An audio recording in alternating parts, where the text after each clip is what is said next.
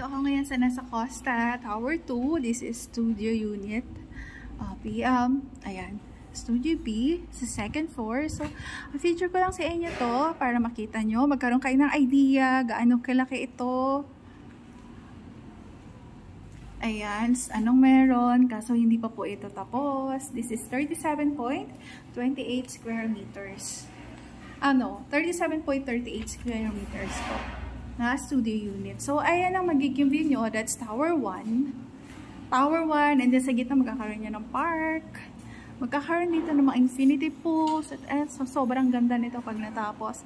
And then, andito ako sa may bandang balcony. Hindi ako makalabas. Kasi ginagawa pa siya. Ayan po, may nakaharang. So, yung magiging view nyo dyan sa may ocean, ayan, konti. May view kayo ng dagat, konti. Sorry for the view ngayon dahil kay Goring, tsokolate po ang kulay ng dagat natin, hindi siya kulay asul. So, yan po. And then, so, ikot ako ulit. Ayan naman ang greens nyo. So, mountain view naman.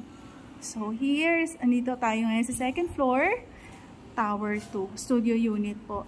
If you are interested po, we are now accepting LOI.